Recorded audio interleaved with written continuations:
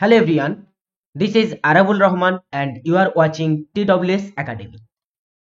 সকলকে happy new year.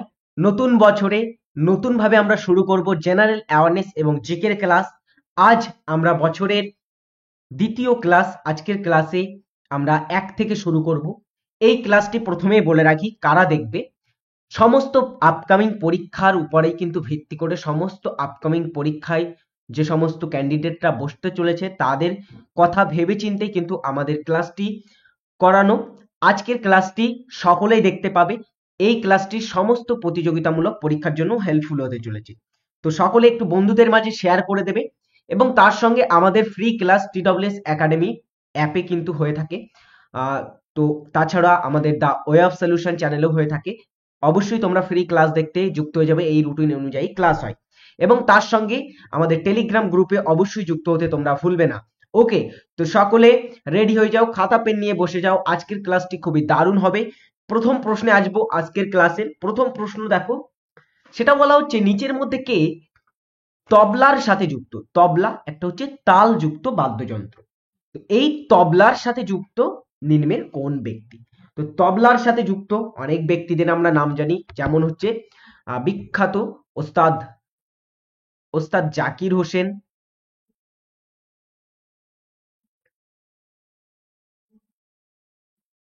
Zakir Hossain, ওস্তাদ আল্লাহ রাখা খা,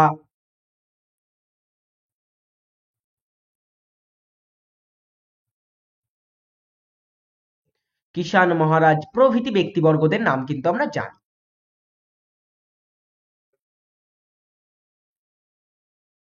তো এর মধ্যে কোন ব্যক্তি বলতো তবলা বাদ্যযন্ত্রের সঙ্গে যুক্ত? তিনি হচ্ছেন, সঠিক উত্তর হবে কি, আমরা প্রথমে একটু দেখি আলী আকবর খাঁ। ওস্তাদ আলী আকবর খাঁ কিসের সঙ্গে যুক্ত? তিনি সরোদ বাদ্যযন্ত্রের সঙ্গে যুক্ত। কিসের সঙ্গে যুক্ত? সরোদ। 1 মিনিট। সকলে ক্লাসে একটা করে লাইক করে দেবে। ওকে। ওস্তাদ বিলায়েত খাঁ ইনি কিসের সঙ্গে যুক্ত? তিনি হচ্ছেন সেতারের সঙ্গে যুক্ত। সেতারের সঙ্গে যুক্ত বিলায়েত খাঁ। বিসমিল্লাহ খান তিনি কিসের সঙ্গে যুক্ত? বিখ্যাত, তিনি হচ্ছেন সানাই। সানাই বাদ্যযন্ত্রের ক্ষেত্রে তিনি কৃতিত্ব করেছেন। তাছাড়া আহমেদ খান থিকারওয়ালা, আহমেদ জান থিকারওয়ালা, তিনি অবশ্যই যুক্ত তবলা বাদ্যযন্ত্রের সঙ্গে। তো সঠিক উত্তর হবে অপশন ডি। নেক্সট দেখো, কোন ব্রিটিশ গভর্নর ভারতে পোস্টেজ স্ট্যাম্প প্রবর্তন করেছিলেন? পোস্টেজ স্ট্যাম্প কে প্রবর্তন করেছিলেন? সঠিক উত্তর করো সকলে। নিম্নের মধ্যে কে? দেখো, পোস্টেজ স্ট্যাম্প, পোস্টেজ যদি নেটওয়ার্কের কথা বলা হয়, ভারতে কিন্তু সবচেয়ে বৃহত্তম ডাক পরিষেবা ভারতে প্রচলিত। তো এই ভারতে পোস্টেজ স্ট্যাম্পের প্রবর্তন নিম্নের মধ্যে কে করেছিলেন? তিনি হচ্ছেন, সঠিক উত্তর হবে লর্ড ডালহৌসি প্রবর্তন করেন। লর্ড ডালহৌসির সময় কি কি হয়েছিল? কিছু গুরুত্বপূর্ণ জিনিস। প্রথম প্রথম টেলিগ্রাফ লাইন তার সময় হয়। টেলিগ্রাফ। প্রথম রেল লাইন, রেল লাইন। তিনি তিনি পিডব্লিউডি প্রবর্তন করেন বা স্থাপন করেন। তাছাড়া কিন্তু গুরুত্বপূর্ণ কিছু ভূমিকা তিনি পালন করেছিলেন ভারতের ক্ষেত্রে তিনি এরকম গুরুত্বপূর্ণ কিছু অবদান করেছিলেন। নেক্সট হচ্ছে কলসুবাই নিচের কোন রাজ্যের সর্বোচ্চ শিখর? কলসুবাই হচ্ছে একটা শৃঙ্গের নাম। এই কলসুবাইটি নিচের কোন রাজ্যের সর্বোচ্চ শৃঙ্গ? আমাদের পশ্চিমবঙ্গে যেমন আছে কি সান্দাকফু সর্বোচ্চ শৃঙ্গ, তেমনি একটা রাজ্যের সর্বোচ্চ শৃঙ্গ হচ্ছে কলসুবাই। প্রথমে আমরা দেখি কলসুবাইটা কোথায় অবস্থিত। এটা অবস্থিত হচ্ছে কোথায়? পশ্চিম ঘাট পর্বতে।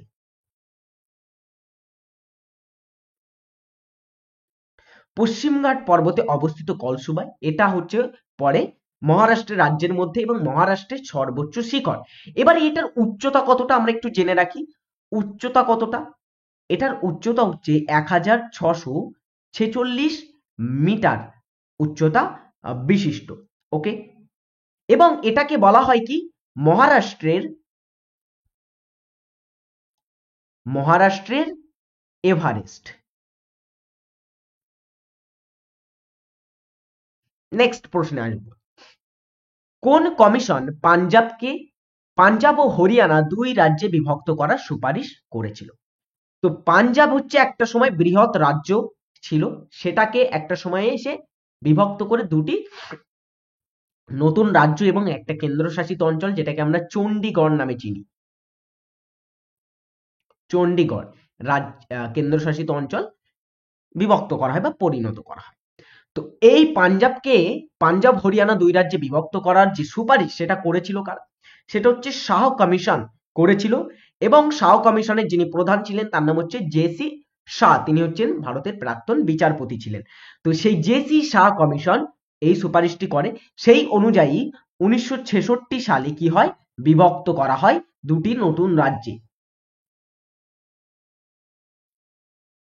ওকে, ভারী জল কি? ভারী জলটা কি? সহজ প্রশ্ন, খুবই সহজ প্রশ্ন, কিন্তু ইম্পর্টেন্ট প্রশ্ন। ভারী জলটা কি আসলে? তো ভারী জল হচ্ছে কি, এটা হচ্ছে ডিউটেরিয়াম অক্সাইড। নেক্সট হচ্ছে, নিচের কোনটি ভারতের প্রথম মিউচুয়াল ফান্ড ছিল? মিউচুয়াল ফান্ড ছিল ভারতের কোনটি প্রথম, বলো?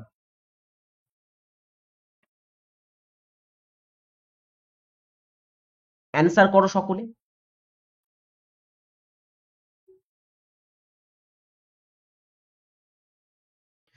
দেখো, প্রথমে আমাদের জানতে হবে মিউচুয়াল ফান্ডটা কি। মিউচুয়াল ফান্ড কি? দেখো, মিউচুয়াল ফান্ড হচ্ছে, তুমি মনে করো একজন অভিজ্ঞ ব্যক্তির হাতে, একজন অভিজ্ঞ ব্যক্তি, তিনি শেয়ার বাজার বা শেয়ার যে সূচক সেই ক্ষেত্রে কিন্তু তিনি দক্ষ, তিনি ভালোভাবে এই বিষয়টা বা এই ক্ষেত্রে তিনি বিনিয়োগ করতে পারেন বিভিন্ন কোম্পানির ক্ষেত্রে।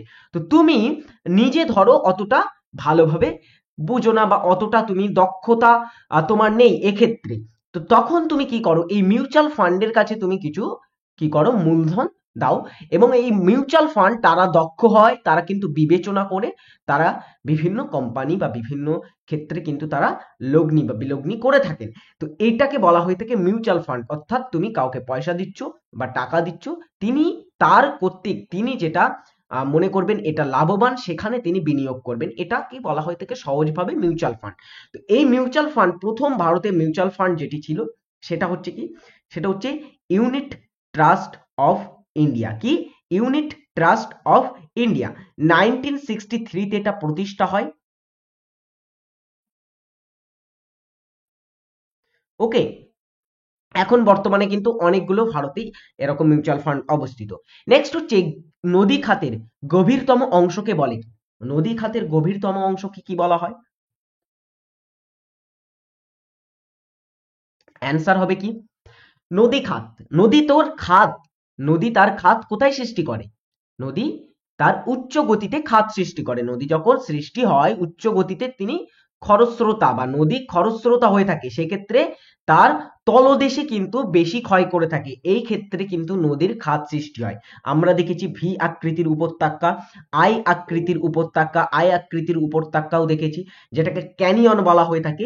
তো আই আকৃতির উপত্যকার যে সবচেয়ে গভীরতম অংশ বা ভি আকৃতির যে এই গভীরতম অংশ, এটাকে আমরা কি বলবো? এটাকে বলা হয়ে থাকে থাল ওয়েগ।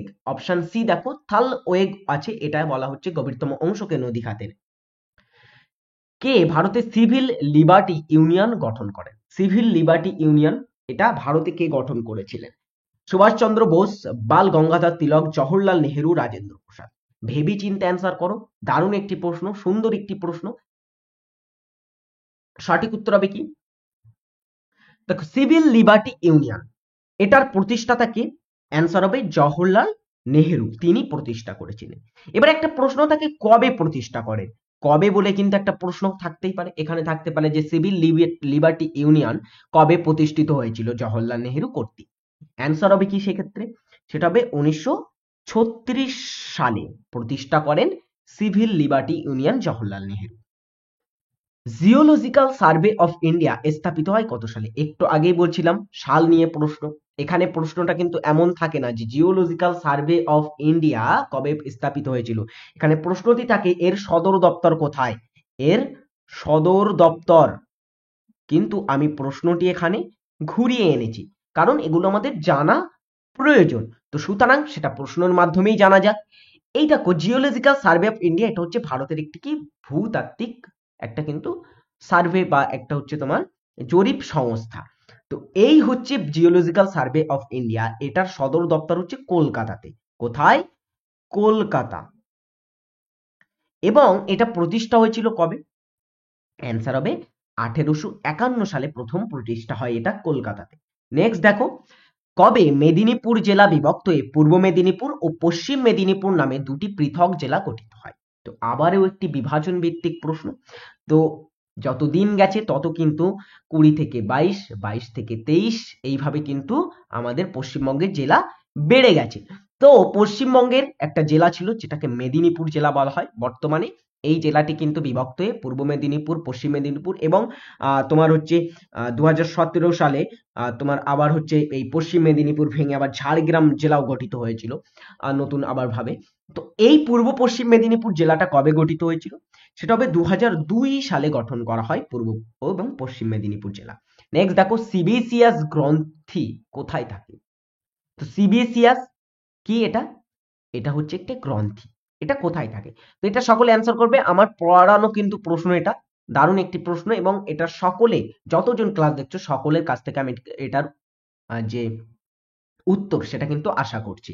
নেক্সট প্রশ্ন, ড্যাশ মেঘালয় মালভূমির সর্বোচ্চ শিখর বা শৃঙ্গ? মেঘালয় মালভূমি গারো, খাসি, জয়ন্তিয়া প্রভৃতি পাহাড় নিয়ে কিন্তু মেঘালয় মালভূমি কি হয়েছে? গঠিত হয়েছে। গারো, খাসি, জয়ন্তিয়া। তো এই মেঘালয় মালভূমি এটা আসলে কি বলতো? এটা হচ্ছে একটা ক্ষয়জাত মালভূমির কিন্তু উদাহরণ, ঠিক আছে? তো এই মালভূমিটি বিচ্ছিন্ন মালভূমিও কিন্তু একটা মানে বলা হয়ে থাকে, এটা দক্ষিণাত্য মালভূমির একটা বিচ্ছিন্ন অংশ। এই মালভূমিটি সর্বোচ্চ শিখর কোনটি বা সর্বোচ্চ সবচেয়ে উঁচু স্থান কোনটি? সেটা হচ্ছে শিলং। শিলং হচ্ছে একটা শৃঙ্গের নাম, যেটা হচ্ছে শিলং পাহাড়েই অবস্থিত এবং এটার উচ্চতা হচ্ছে কতটা?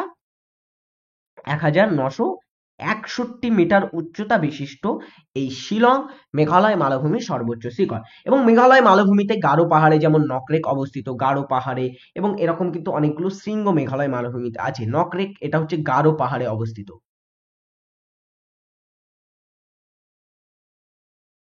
ওকে, নেক্সট দেখো, একটি স্টিম ইঞ্জিনে রূপান্তরিত হয় রাসায়নিক থেকে শব্দ শক্তি, বিদ্যুৎ শক্তি থেকে শব্দ শক্তি, যান্ত্রিক শক্তি থেকে তাপ শক্তি, তাপ শক্তি থেকে যান্ত্রিক শক্তি। তো এখানে সব তোমার যে শক্তির রূপান্তরের কথা বলা হচ্ছে, প্রধানত কোন শক্তি থেকে কোন শক্তিতে রূপান্তরিত হয় স্টিম ইঞ্জিনের ক্ষেত্রে? তো স্টিম ইঞ্জিনে সাধারণ বিষয়, স্টিম ইঞ্জিনে কি হয়? তাপ শক্তি থেকে স্টিম ইঞ্জিন যান্ত্রিক শক্তিতে যায়। তো অপশন ডি সঠিক উত্তর হবে, তাপ শক্তি থেকে যান্ত্রিক শক্তি। নেক্সট, বাংলার শাসক মীর কাসিম রাজধানী মুর্শিদাবাদ থেকে কোথায় স্থানান্তর করেন? তো আগে যারা তোমার হচ্ছে শাসক ছিল, সিরাজউদ্দৌলা, আলীবর্দী খাঁ, তাদের সময় কিন্তু তোমার হচ্ছে এই রাজধানী হতো, বাংলার যে রাজধানী ছিল সেটা হচ্ছে মুর্শিদাবাদ। তো মুর্শিদাবাদ থেকে এটাকে একটা স্থানে মীর কাসিম পরবর্তীতে তিনি যে 1757 সালের কি হয়, 1757 সালের 23শে জুন পলাশির যুদ্ধ। পলাশির যুদ্ধের পরে নবাব সিরাজউদ্দৌলা, শেষ স্বাধীন নবাব, তার অবসান ঘটে। তারপরে শাসন করেন কে? মীর জাফর। মীর জাফর শাসন করেন এই 1757 থেকে 1760 সাল পর্যন্ত। তার পরবর্তী সময়ে মীর কাসিমকে কিন্তু দায়িত্ব দেওয়া হয় এই বাংলার, কারণ মীর জাফরকে কিন্তু পরবর্তীতে এখান থেকে পদচ্যুত করে দেয় ইংরেজরা এবং মীর কাসিম ছিল তার জামাতা। এই মীর কাসিমকে পরবর্তীতে সেখানে শাসনভার দেওয়া হয়। তিনি 1760 থেকে 63 সাল পর্যন্ত শাসন করেন এবং পরবর্তীতে তিনি সেই বক্সার যুদ্ধ, মুঙ্গেরের যুদ্ধ ইত্যাদি যুদ্ধ কিন্তু লড়েছিল ইংরেজদের সঙ্গে। তো তার রাজধানী তিনি স্থানান্তর করেন কোথায়? মুর্শিদাবাদ থেকে মুঙ্গেরে তিনি তার রাজধানী স্থানান্তর করেছিলেন। নেক্সট হবে, সৌদি আরবের রাজধানীর নাম কি? সৌদি আরব ভারতের অন্যতম একটা বৃহৎ ট্রেড পার্টনার। সৌদি আরব মিডল ইস্টের অন্যতম একটি বৃহৎ কান্ট্রি। তো এই সৌদি আরবের রাজধানীর নাম কি? অ্যান্সার হবে কি? Mecca, Riyadh, Medina, Dubai? বলে ফেলো সকলে।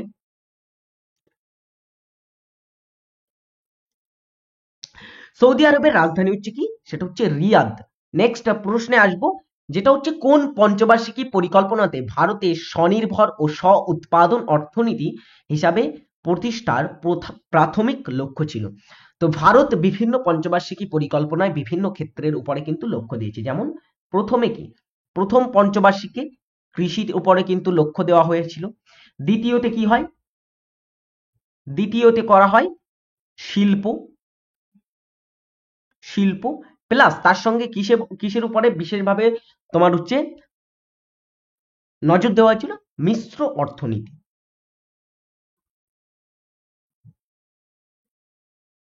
তো মিশ্র অর্থনীতি বেছে নেয় দ্বিতীয়তে।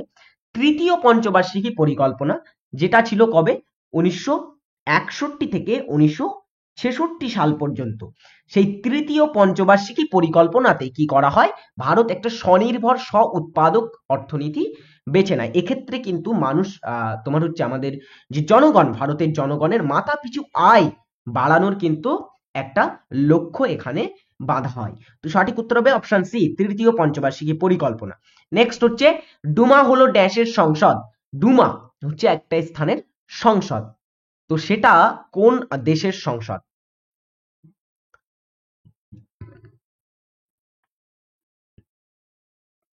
বলো, ডুমা কোন দেশের সংসদ? এটা হচ্ছে রাশিয়ার সংসদকে বলা হয়ে থাকে ডুমা। 17 নম্বর প্রশ্ন হচ্ছে, কার শাসনকালে ভারতে পৌর শাসন ব্যবস্থার গোড়াপত্তন ঘটে? আসলে এখানে আমার লেখা উচিত ছিল আধুনিক, আধুনিক। দেখো ভারতের পৌর শাসন ব্যবস্থা এটা কিন্তু অনেক পুরনো ব্যাপার। এটা সেই চন্দ্রগুপ্ত মৌর্যের সময় থেকে কিন্তু আমরা দেখে আসছি, একটা সুস্পষ্ট পৌর ব্যবস্থার কিন্তু একটা ধারণা সেখান থেকে পাওয়া যায়। তার সঙ্গে কিন্তু তোমার হচ্ছে একটা যে নগরায়ন যে পদ্ধতি, একটা পৌর ব্যবস্থার ধারণা সেই মহেঞ্জোদারো সভ্যতা থেকেও কিন্তু পাওয়া যায়। তো এই পৌর ব্যবস্থা, আধুনিক যে পৌর ব্যবস্থার গোড়াপত্তন, সেটা ঘটেছিল কার সময়? অ্যান্সার হবে কার সময়? সেটা হচ্ছে লর্ড রিপন যখন ভাইসরয় ছিলেন তখন। নেক্সট হচ্ছে নৌটঙ্কি কোথাকার লোকনৃত্য? নৌটঙ্কি একটা স্থানের লোকনৃত্য, কোথাকার লোকনৃত্য? অ্যান্সার করো সকলে দ্রুত। নৌটঙ্কি কোথাকার লোকনৃত্য? এটা হচ্ছে উত্তরপ্রদেশের লোকনৃত্য। উত্তরপ্রদেশে আমরা দেখেছি বিভিন্ন লোকনৃত্য, রাসলীলা, এগুলো একটু মনে রাখবে তোমরা। রাসলীলা, এটা পরীক্ষায় এসেছে, কাজরি ইত্যাদি হচ্ছে কোথাকার লোকনৃত্য? এগুলি হচ্ছে উত্তরপ্রদেশের লোকনৃত্য। পরবর্তী, তামা সর্বাধিক সঞ্চিত রয়েছে কোন রাজ্যে? তামা উৎপাদন বা সঞ্চয়ের নিরিখে কোন রাজ্য প্রথম স্থান অধিকার করে? অ্যান্সার হবে কোথায়? অন্ধ্রপ্রদেশ, ছত্তিশগড়, ঝাড়খণ্ড, মধ্যপ্রদেশের মধ্যে কোনটি?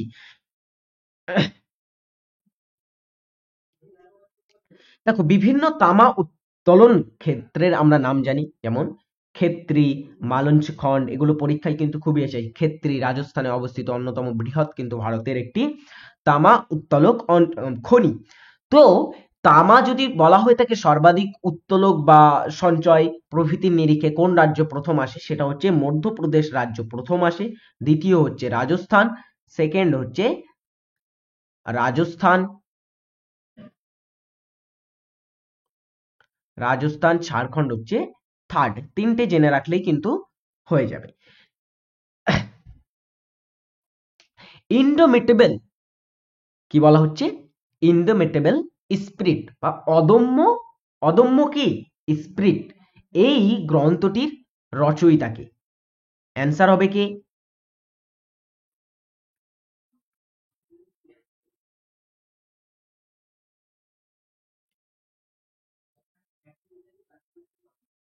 সঠিক উত্তর হচ্ছে এটা আমাদের প্রাক্তন রাষ্ট্রপতি এপিজে আব্দুল কালামের লেখা গ্রন্থ।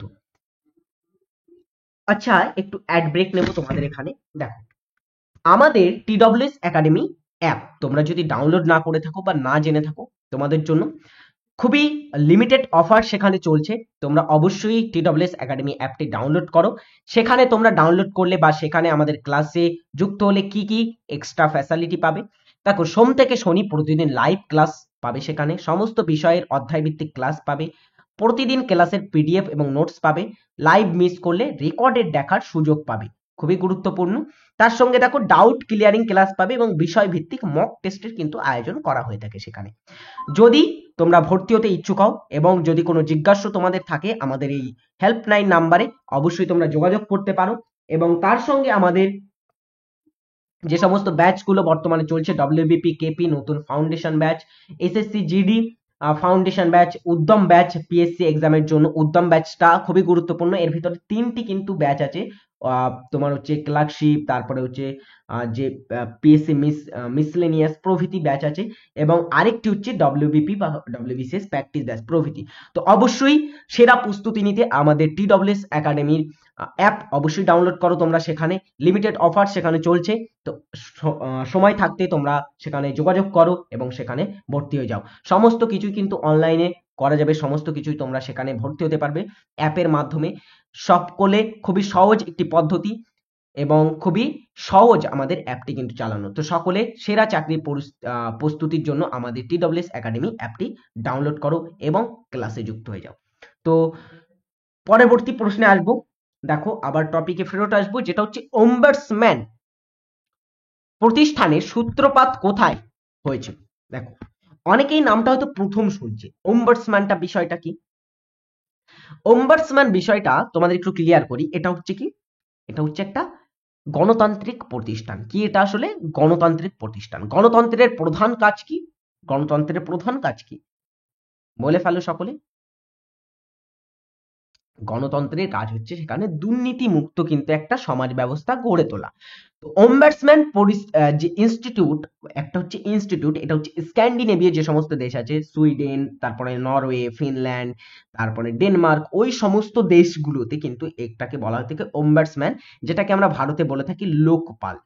লোকপাল এটা কিন্তু দুর্নীতি যে বিভিন্ন ক্ষেত্রে কিন্তু দুর্নীতির মোকাবিলায় লোকপাল গঠন করা হয়। এটা কবে করা হয় ভারতে?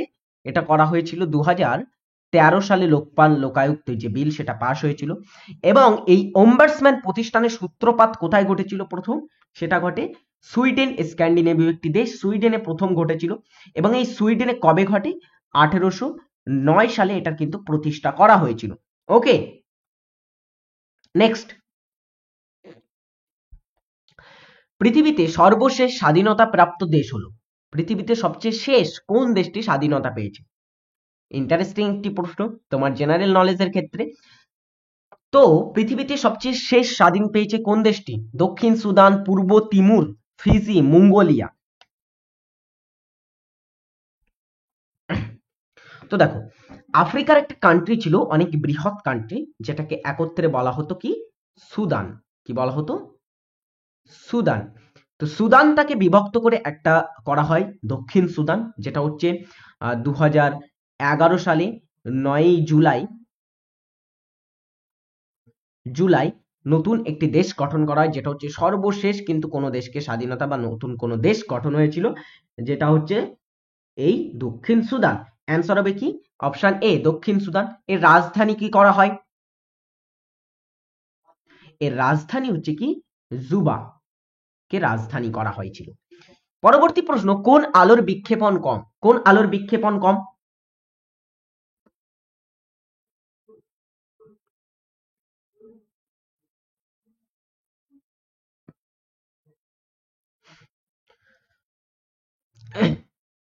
দেখো সঠিক উত্তর হবে লাল আলোর বিক্ষেপণ সবচেয়ে কম। আচ্ছা, বেশি কোন আলোর?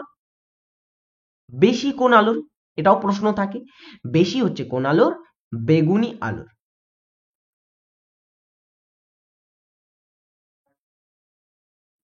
নেক্সট, ভারতীয় সংবিধানের সুপ্রিম কোর্ট ও হাইকোর্টের বিচারপতিদের অপসারণ পদ্ধতির ধারণা নেওয়া হয়েছে কোন দেশের সংবিধান থেকে? তো ভারতীয় সংবিধান অনুসারে যে সুপ্রিম কোর্ট হাইকোর্টের বিচারপতিদের অপসারণ পদ্ধতি, একটা পদ্ধতি আছে। এই পদ্ধতিটি কি কোন দেশের অনুকরণে এটা গৃহীত হয়েছে? অ্যান্সার হবে কোন দেশের?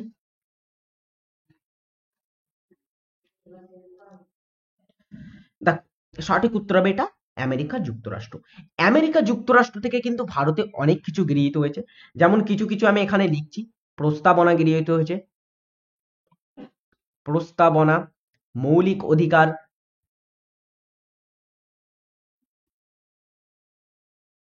তাই তো? তারপরে তোমার আর কি কি যেমন গৃহীত হয়েছে, যেমন হচ্ছে তোমার আহ আরে গৃহীত হয়েছে অঙ্গরাজ্য শাসন ব্যবস্থা, যেটা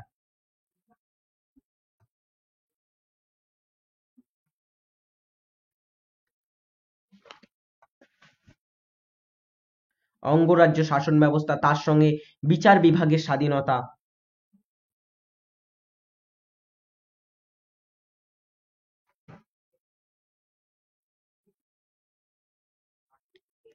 স্বাধীনতা। আরো একবার বলে দিই, আমেরিকা যুক্তরাষ্ট্র থেকে গৃহীত হচ্ছে প্রস্তাবনা, মৌলিক অধিকার, অঙ্গরাজ্য শাসন ব্যবস্থা, বিচার বিভাগের স্বাধীনতা, তার সঙ্গে হাইকোর্ট এবং সুপ্রিম কোর্টের বিচারপতিদের অপসারণ পদ্ধতি প্রভৃতি কিন্তু গৃহীত হয়েছে আমেরিকা যুক্তরাষ্ট্র থেকে। গুরুত্বপূর্ণ কিছু। নেক্সট দেখো, জাতির জনকের রাজনৈতিক পরামর্শদাতা ছিলেন কে? তো জাতির জনক, কাকে আমরা জাতির জনক বলে থাকি? তিনি হচ্ছেন মহাত্মা গান্ধী। ওকে, তো মহাত্মা গান্ধীর রাজনৈতিক পরামর্শদাতা বা রাজনৈতিক গুরু কে ছিলেন? সেটা হচ্ছে গোপাল কৃষ্ণ গোখলেকে বলা হয়। নেক্সট হচ্ছে কোন পর্বত বয়সে সবচেয়ে প্রবীণ হয়? তো পর্বত বিভিন্ন প্রকৃতির হয়, যেমন হচ্ছে তোমার আগ্নেয় পর্বত, যেটা তোমার হচ্ছে আগ্নেয় উৎপাতের ফলে ঘটে থাকে, তৈরি হয়ে থাকে আগ্নেয় পর্বত, বা এটাকে সঞ্চয়জাত পর্বত বলা হয়, কারণ ম্যাগমা, লাভা প্রভৃতি সঞ্চয় হয়ে আগ্নেয় পর্বতের সৃষ্ট হয়। ভঙ্গিল পর্বত, ভঙ্গিল পর্বত, তারপরে হচ্ছে স্তূপ পর্বত, ক্ষয়জাত পর্বত প্রভৃতি পর্বতের সৃষ্টি হয়। তো এর মধ্যে কোন পর্বতটা সবচেয়ে প্রাচীন হয় বা প্রবীণ হয়ে থাকে? অ্যান্সার হবে কোন পর্বত? নাম শুনেই এখানে বুঝতে পারছো, সেটা হবে ক্ষয়জাত পর্বত। কেন ক্ষয়জাত পর্বত? দেখো, ক্ষয়জাত পর্বত অ্যাকচুয়ালি কোনো একটা ধরো পর্বত, ভঙ্গিল পর্বত একটা সময় ছিল, সেটা প্রাকৃতিক শক্তি, সেটা ভূমিকম্প হতে পারে, সেটা বৃষ্টিপাত হতে পারে, সেটা তোমার হচ্ছে সুনামি হতে পারে, বিভিন্ন কারণে বায়ু প্রবাহ হতে পারে। তো বিভিন্ন কারণে কিন্তু সেটা আস্তে আস্তে ক্ষয়প্রাপ্ত হয়ে একটা ক্ষয়জাত পর্বতে পরিণত হয়। যেমন একটার উদাহরণ হচ্ছে আরাবল্লী। আরাবল্লী কিন্তু একটা সময় এটা ভঙ্গিল পর্বত ছিল, যেটাকে এই কারণে আরাবল্লীকে প্রাচীন ভঙ্গিল পর্বতও বলা হয়। তো এই আরাবল্লী পর্বত ক্ষয়প্রাপ্ত হয়ে পরবর্তীতে গঠিত হয়েছে একটা ক্ষয়জাত পর্বতে পরিণত হয়েছে। তো একটা খুবই বড় উদাহরণ আরাবল্লী পর্বত। নেক্সট দেখো, নাতিশীতোষ্ণ তৃণভূমি ডাউন্স অবস্থিত কোন মহাদেশে?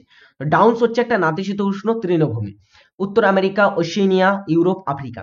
তো বিভিন্ন কিন্তু এরকম গুরুত্বপূর্ণ নাতিশীতোষ্ণ তৃণভূমি আমরা দেখতে পাই, যেমন প্রেইরি উত্তর আমেরিকাতে, প্রেইরি। তারপরে আফ্রিকাতে তোমার আছে ভেন্ড, ভেল্ড আছে আফ্রিকাতে। তারপরে আরো বিভিন্ন আছে, ইউরোপে আছে তোমার স্টেপস। ওশিনিয়া মহাদেশে তোমার আছে কি কি?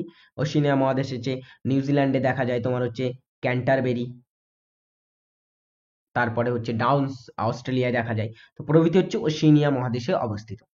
নেক্সট হচ্ছে টিএনটি কোন কাজে ব্যবহার করা হয়? টিএনটি, এটার পুরো কথা কি?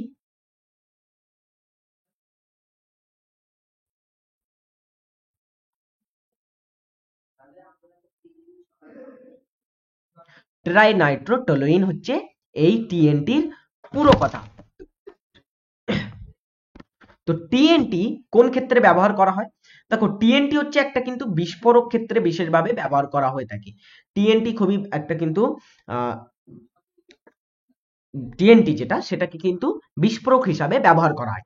তো টিএনটি প্রস্তুত করতে একটা প্রশ্ন আসে যে টিএনটি প্রস্তুত করতে কোন কোন অ্যাসিড বা কোন কোন পদার্থের প্রয়োজন হয়? মনে রাখবে, নাইট্রিক অ্যাসিড এবং সালফিউরিক অ্যাসিডের মিশ্রণে কিন্তু এই ট্রাইনাইট্রোটোলুইন তৈরি করা হয়ে থাকে। নেক্সট দেখো, সিমলিপাল অভয়ারণ্য কোথায় অবস্থিত? সিমলিপাল অভয়ারণ্য এটা তোমার অবস্থিত কোথায়?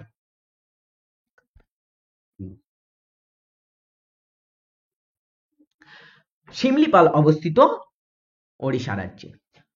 জলপৃষ্ঠের উপর একটি পাতলা তেলের আস্তরণ রঙিন আকারে প্রদর্শিত হবে, কারণ প্রতিফলন, প্রতিসরণ, ব্যতিচার, সমবর্তন। জলপৃষ্ঠের উপর একটি পাতলা তরলের যদি আস্তরণ, একটা তেল ধরো জলপৃষ্ঠের উপরে তেল পড়লো, সেক্ষেত্রে কিন্তু একটা রঙিন কি হয়, আস্তরণটা রঙিন আকারে প্রদর্শিত হয় না? তো এটা কি কারণে হয়ে থাকে? সেটা হবে ব্যতিচার। অপশন সি সঠিক উত্তর হবে। তো এই ছিল আজকের ক্লাস। তো বিভিন্ন সরকারি চাকরির পরীক্ষার জন্য প্রস্তুতি নিতে আমাদের TWS একাডেমি অ্যাপে যুক্ত হও এবং সমস্ত ফ্রি ক্লাস দেখতে আমাদের দ্য ওয়ে অফ সলিউশন এবং TWS একাডেমি চ্যানেল দুটিকে ফলো করতে থাকো, সাবস্ক্রাইব করবে, তার সঙ্গে বেল নোটিফিকেশনটা অলে সেট করে রাখবে সমস্ত ভিডিও লিংক প্রথমেই পেতে। তো যারা শেষ পর্যন্ত ক্লাস দেখলে সকলকে ধন্যবাদ। সকলে ভালো থাকবে, সুস্থ থাকবে, নিজের খেয়াল রাখবে এবং পড়াশোনা করতে থাকো ভালোভাবে। আরো একবার সকলকে হ্যাপি নিউ ইয়ার। ভালোভাবে নতুন বছরটা কাটাও এবং এই বছরটা আরো কিন্তু মেমোরেবল বানাতে হবে তোমাদের চাকরি পেয়ে। তো অবশ্যই সকলে ভালো থাকবে। টাটা।